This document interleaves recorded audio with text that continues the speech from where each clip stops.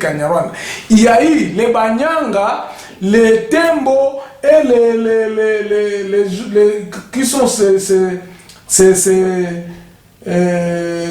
les autres, les Nande, les Hunde et les Nyanga, se sont réunis ensemble pour combattre les Rwandais. Mais les Kambumoko, les Rwandais n'ont jamais été dans l'armée à ce moment-là. Bazala qui kakaba politicien dans l'armée, autant d'histoire nous soit armée, il y a pas FARDC. Jamais on a eu un colonel, un lieutenant congolais au Azaki d'origine rwandaise. Je peux mettre ma main à couper. Si quelqu'un me citait dans l'histoire au Tozotanga, Togokuta, les soldats, militaires, d'expression rwandaise, jusque vers les années 85-86. Je même admets. Donc ce peuple-là n'a jamais osé à Kolobakeno. Tango, Tozokende, ou bien à effort, Okuta Batuanan, Bazala Kate. Ils n'ont jamais été. Mais par contre, c'était des militaires au Rwanda. Mais maintenant, qu'est-ce qui s'est passé en 96, vers les années entre 85 et 86 et 95, et, disons entre 80, 86, Okuta Tina 96. Il y avait des bouleversements au Rwanda. Tous Oyo qui ont été rejetés par leurs frères du Congo, ils se sont dit, qu'est-ce que nous allons faire? Parce que bato ya Congo, ba Congolais, Oyo, ba Rwandais, ya Congolais, Oyo, bazo continuer ko défendre, ko zukoloba keno biso toza ba Nyarwanda te.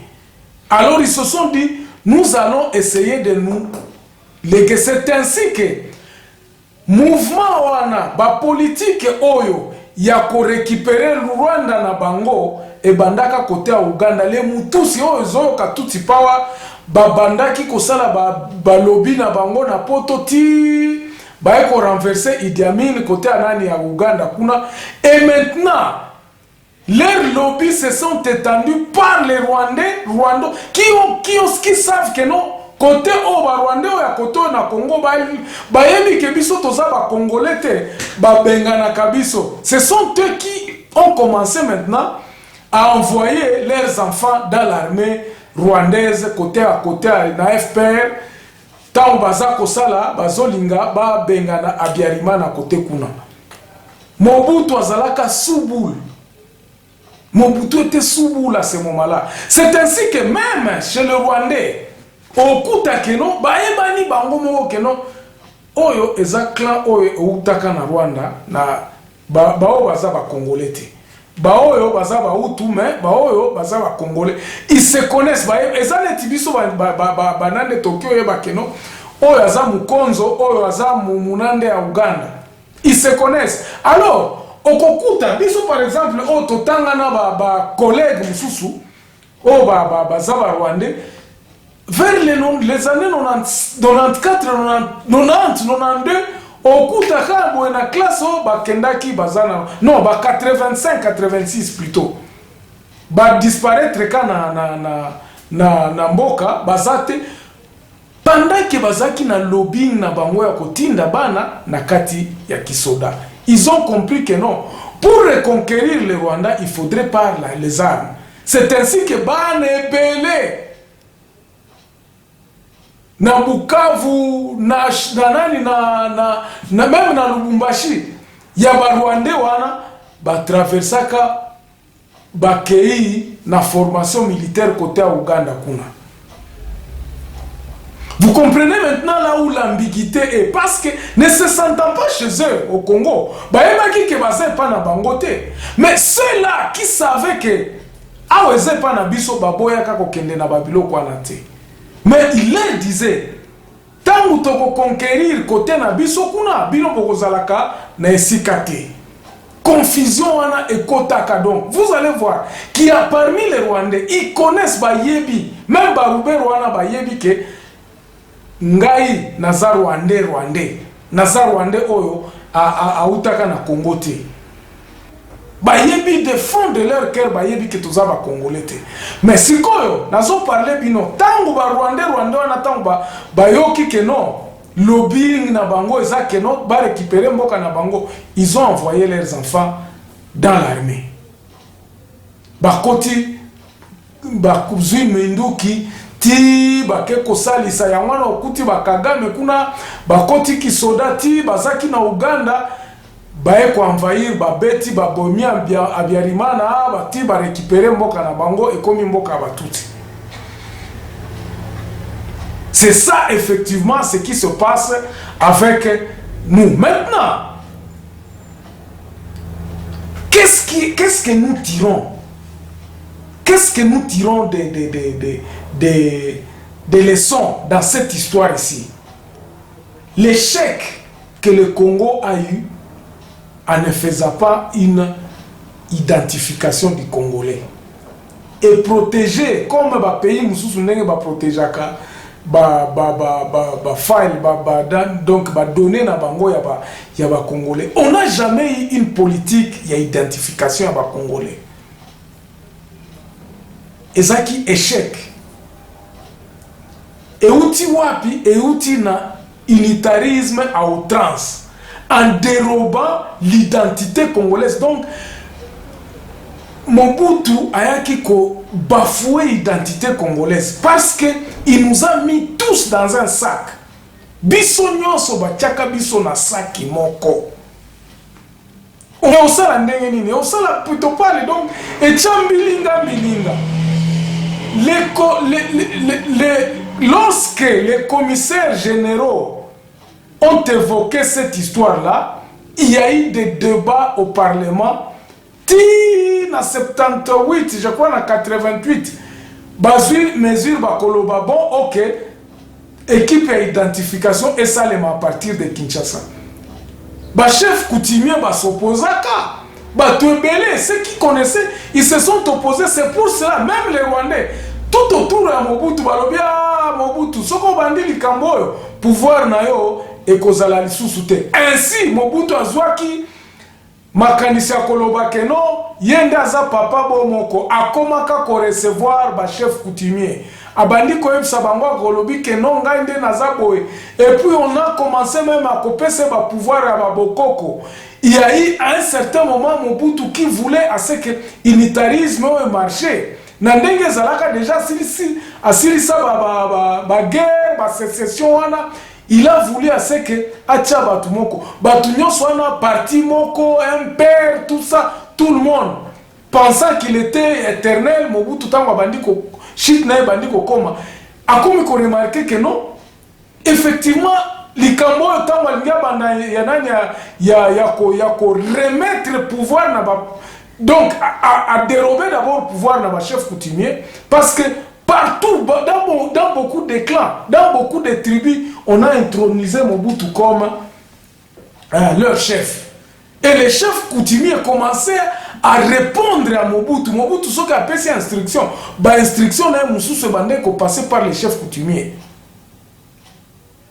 Pourtant, les chefs coutumiers, on a pouvoir moko attaquer.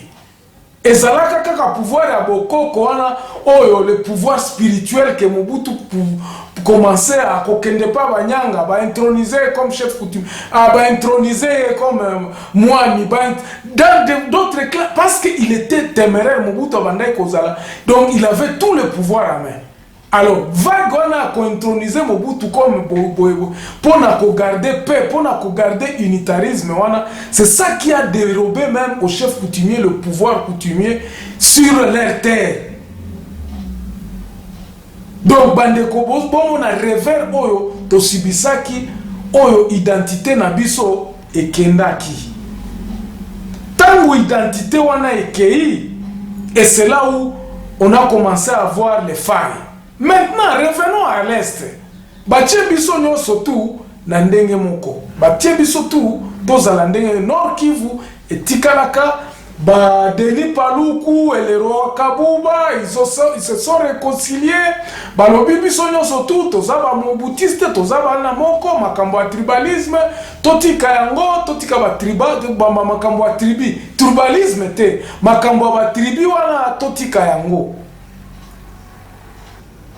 Batu sikoyo tango baza ko nommé soki ministre ale ou bien commissaire d'état akoya atondisi batu ya nani ya région na ye ou bien batu ya tribu na ye na kati ya cabinet mutu na mutu soki aza munande okuta banande nde bakozala na gouvernorat soki par exemple neti na Nord Kivu soki na Nord Kivu munande nde mutu abimaki gouverneur ou bien nde babande kobengisa bango ba gouverneur à province tawa baza ba gouverneur à province wana okuta na cabinet kuna banande kaka nde mutu bakomi kozwa musala so aza muluba okoya okuta konde vila kikanda abengisaka pe batu na ye ya bakongo na gouvernement na gouvernorat ya nani ya Nord Kivu kuna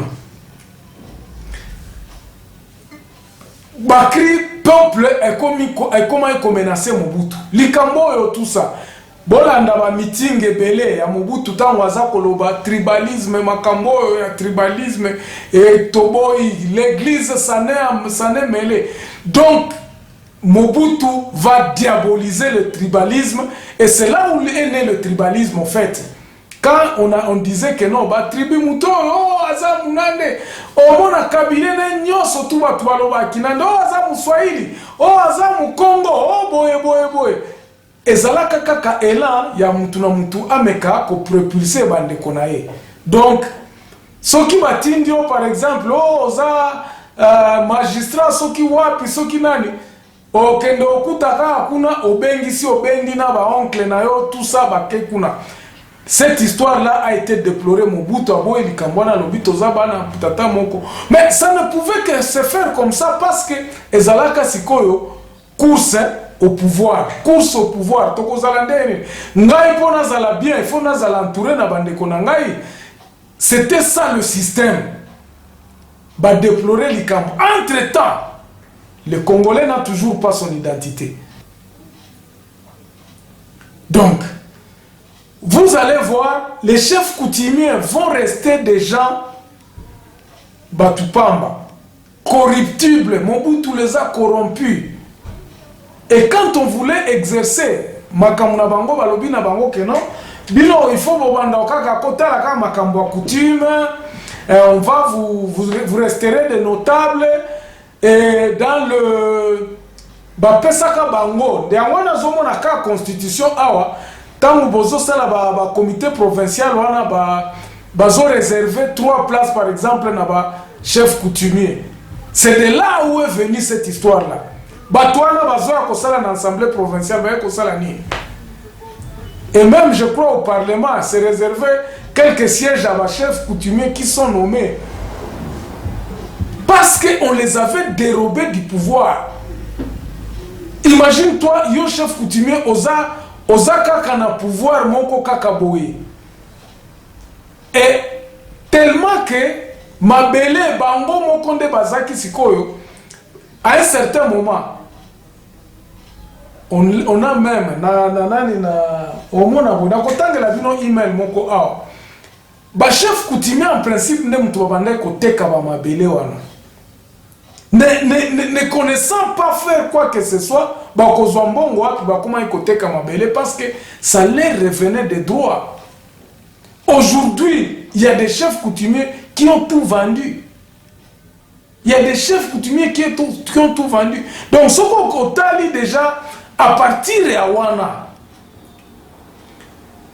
notre tribu n'avait plus de place. Basala qui n'a place mon côté. Voilà. On s'arrête là aujourd'hui et on se retrouve demain à la même heure. Merci et portez-vous bien. Au revoir.